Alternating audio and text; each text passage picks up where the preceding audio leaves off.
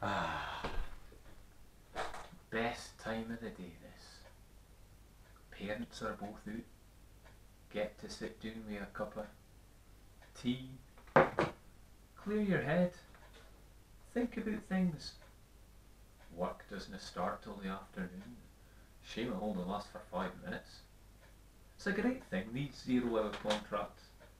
You get time off when you're least expecting it, and it's good news for the economy as well because almost 2 million more people, technically, have a job.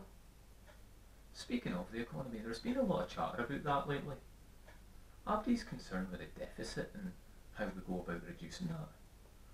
I mean, could you perhaps tax the richest in society, the richest bankers with the huge bonuses, the chief executives, and don't forget the politicians?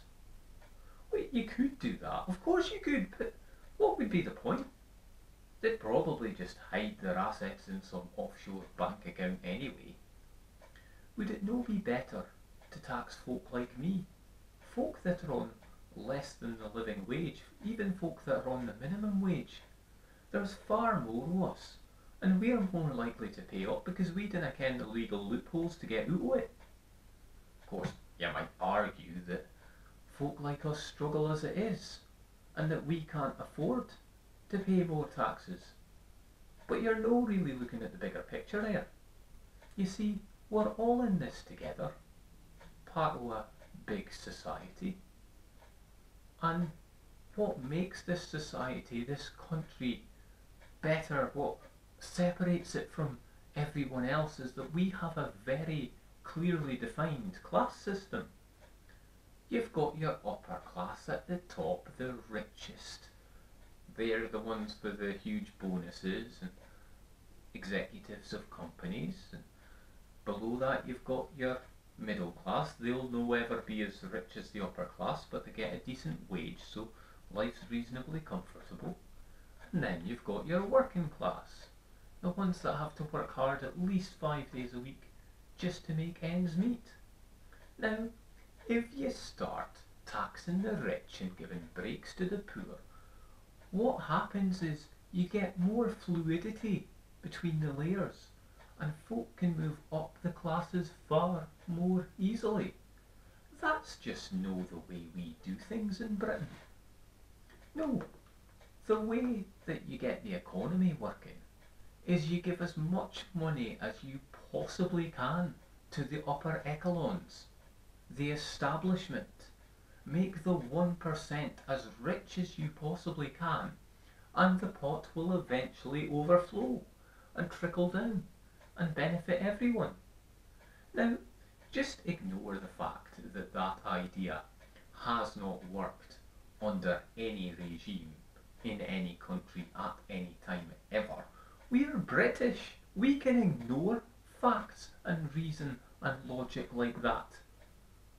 Of course, it's all a hot topic at the moment anyway because we've got this general election coming up. It's hard to know who to vote for, and they all seem to disagree on what's the best way forward. They can't even agree on simple facts and statistics. So who do you believe? Reading between the lines, the only thing that they do seem to agree on is that the vote's going to be close. We might well hear a hung parliament, which unfortunately is no as literal as it sounds. And what happens then? Well, you might have the biggest party trying to form a minority government. That's what the Conservatives have said that they want to do. And that won't come as a surprise to the folk of Scotland because we've been ruled by a Conservative government from Westminster plenty times in the past, and they've always been in the minority in Scotland. The alternative, of course, is a coalition which nobody actually votes for, and it wasn't that successful the last time. So folk are a bit concerned about what their vote actually means. Who do you vote for? Who do you get? Do you go with your principles, or do you go with tactics, and how does it all break down? Well, it's very complicated, of course, but it basically works out like this. If you vote SNP, you'll get Labour. If you vote Labour, you'll get Conservative. If you vote Conservative, you'll get a disaster. And if you want to vote for a disaster, you might as well vote UKIP. I mean, don't get me wrong. Nigel Farage comes across as refreshing and progressive if you're comparing him to Vlad the Impaler, but I don't think he'll thank me for making that comparison. I mean, an evil, disgusting and dangerous European warmonger. What has Vlad the Impaler ever done to be compared to him? I mean, I can't vote for him anyway because I'm Scottish and he clearly doesn't want the Scottish votes. If you just listen to his rhetoric about the Scottish tail wagging the English dog and how much money Scotland makes out of the Barnett formula. Really, Nigel? You want to get your calculator out? Because I will quite happily use the benefit of a free university education to school you in who subsidises who. And of course, that doesn't even get to the heart of the principles. The UKIP main principle is to take us out of Europe. Well, that's not going to go down well in Scotland, because UKIP see the European Parliament as a useless establishment that we give ridiculous sums of money to so that they can tell us what we can and can't do. Well, if the referendum proved anything last year, it's that we in Scotland quite liked eating that. So this style over substance politician, this EDL in suits, he's not going to get much votes here. I mean, sure, we did elect a UKIP candidate to the European Parliament once, but we just did that for a laugh. And it turns out he's a bigot. Is it any wonder, with all this going on, that Scottish nationalism's on the rise? I mean, say what you like about the SNP, you always ken Faz leading them, mainly because I have a fish in their surname, but I'm sure it's to do with charisma as well. I mean, watching Nicola Sturgeon, she wipes the floor with those other candidates. They all like to gang up on her with the Daily Mail and spread stories about her, but she comes out on top. I think it helps her that she fights on an inclusive platform. She doesn't ignore the other parts of the UK. She's all about taking power out of the establishment at Westminster, which benefits everyone. No wonder the Prime Minister's running scared. He would only turn up to one of those debates that they were having, and to be fair, he only needed one of them to get his point across. The plan is working. Stick with it. Well, of course the plan's working, David, but it's just a matter of how many folk we drive into poverty before we get there. Helps David Cameron, of course, that his main rival is an escaped exhibit from Madame Tussauds, the happy warrior. I mean, he has some good ideas, don't get me wrong. He keeps talking about if I'm Prime Minister, if I'm Prime Minister. But you clearly didn't want to be Prime Minister, Ed. Nicola Sturgeon offered to make it happen and you threw it back in her face. And you talk about this fundamental difference that you have with the SNP, which means you can't work with him. Are you really saying that you have more difference with the SNP than with the Conservative government?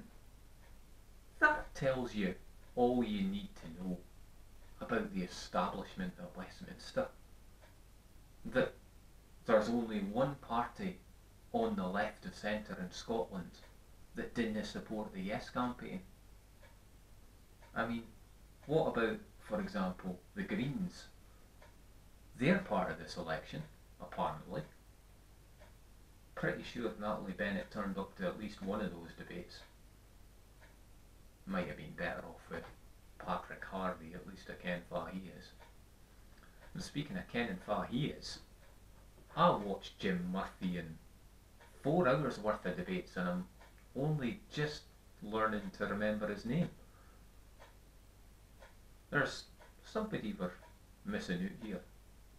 No Plaid Cymru, you have to ask the Welsh how they're getting on. And last time I checked, Plaid Cymru and the Welsh weren't really asked about their opinion on anything when it came to Westminster elections. That's kind of why Leanne Wood has been in the debates and doing so well. No, I'm talking about Nick Clegg and Liberal Democrats, remember them? No, it's hard to forget this tuition fees fiasco that Clegg's still trying to shake off. That's a weird one, isn't it?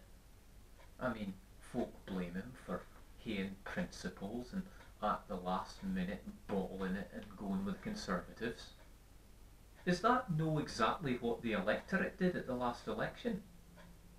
We watched the debates. We knew Clegg was the best candidate, but in the end too many of us bottled it and voted Conservative. So it's a bit hypocritical of the electorate, really. That's not going to count for anything at the end of the day. He's still dead in the water. So, where do we go from here? Here's the thing, folks. Vote with your principles.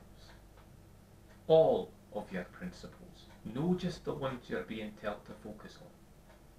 You see, every election is fought on a theme. Last time round it was how we recover from the financial crash and which party did we trust today. This time round it's do we need austerity, and if so, where's the axe going to fall? And there's some little subplots thrown in. I've heard a lot about the deficit and the economy, and quite a bit about immigration and a European referendum, and Scotland's Voice. Heard a lot about that. I've no heard a lot about the health service. I've no heard a lot about education. These are important things that nobody seems to be talking about this time. So think about everything you believe in, and then look for the party that believes in all or most of the things that you believe. This is no biased broadcast. I don't know which way that you want to vote, but make sure you vote the way you want to vote, and nae that the establishment's telling you to do. Well, I don't think I can put it better than that. I think I can wrap up there. Suppose I better turn my attention to these dishes. Somebody's already done them for me. Cheers, Dad.